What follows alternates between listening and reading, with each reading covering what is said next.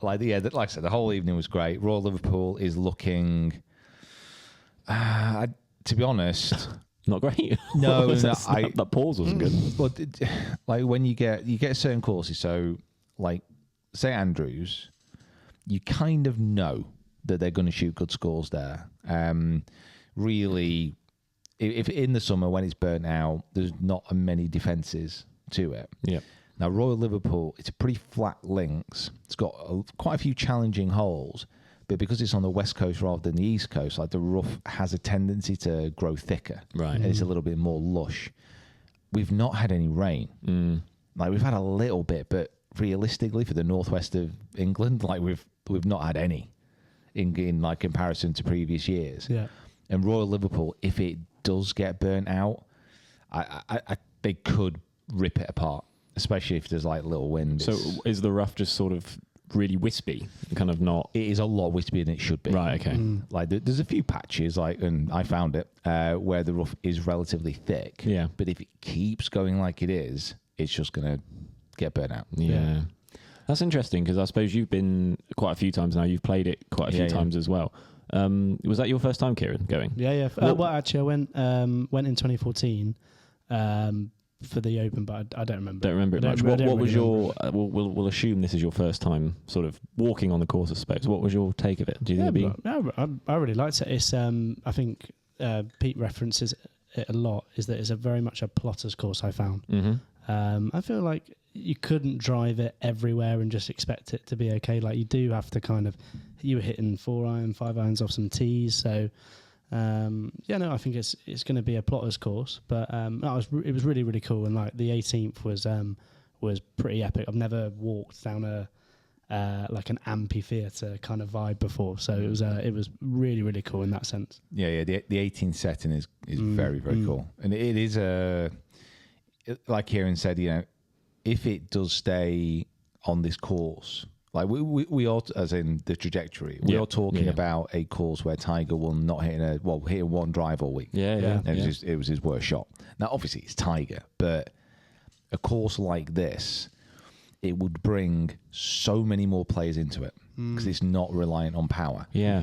And even though I do fear it might get burnt out and the rough may disappear, it was the tightest I've ever played Royal Liverpool as well. Like they brought the fairways in. So maybe that's something they're preparing for as well. 100%. Like the par fives, you imagine that's kind of like the one where you can open your shoulders up a bit. Yeah. If we do get some rain, it does get lush. They are tight. They are so tight. So that's what they're obviously going for. They're going for a tighter course, hoping that it doesn't get too burnt out. Either way, it's a great course. Yeah. It's the Open. Yeah. It's going to be amazing. Yeah, and the clubhouse as well. Like that was a cool big clubhouse. Fan of the clubhouse. I was a big fan of the clubhouse with the ivy and just like how like you've got the road there that's just like a normal road in Hoylake, and then literally to the right it's there, and then you've got the clubhouse right there. You don't go down any sort of streets or anything like that. Like it's literally just there. It's so cool. It does feel a lot not low key, but it does feel like a smaller Open venue. It doesn't have like the grandness that some of the others do. Definitely. Well, let's put it this way: the range is not at the golf course. The range is on a municipal course nearby. Oh right. Do they find space for it? You do. They are actually. That is what it's going to be. Yeah. Oh, okay. Yeah. So during like your regular year, the driving range for Royal Liverpool is bang in the middle of the course, but it's simply not big enough. Right. So are you talking like a car drive away, or no? We're talking like a short walk. Okay. Right. Yeah. But bear in mind, this is one of the biggest kind of tournaments in the world. You'll have players. They're going to have to get from the range to the course. Yeah. Like, I think there is a bit of a cut through, maybe on like the 4th, 5th hole, if I remember rightly. But yeah, it's kind of not an ideal situation, just making the best of it. Isn't it walking? Aren't they going to get them to walk over the road, like from above? Oh my God. No, oh God. I was thinking then, I should get like a lollipop lady. Yeah, walk it out. Literally. Like, low cross, please. Tiger. But yeah, I mean, the actual kind of setting, like I said, the clubhouse, it is very nice. Feels very authentic. Yeah, and it was not everything was like made up yet, so they were still building like hospitality and stuff like that. And just like the amount of work that actually goes into staging an event like that is just mega. That is so big. Yeah, it is huge. I mean, because what are we now? Near the end of May. End of May, yeah. So it's a couple of months. Yeah, Yeah, couple of and months, and they're still doing. They're still doing it, not finished. Like, yeah. I even thought that it was. I don't know why, but I'm just in my head was thinking it's quite early for them to have like all the grandstands up. But I suppose they have to get on with everything. Do you remember St Andrews? Like, wasn't it done like 2 years before the 150th Open? I swear that was up for so long. They just keep them up. Yeah, I would just keep them up. Yeah. It's cool. I imagine that being a selling point. Yeah, come round Royal Liverpool, come play. We'll keep the grandstands. Yeah, we'll just keep the grandstands up. Oh my god, that'd be amazing. Just keep them there the whole time. That'd be so cool. Got to bump up the prices then, probably. Yeah, they definitely would. Yeah. Definitely would. So what they should do on 16 at Waste Management, just keep it up.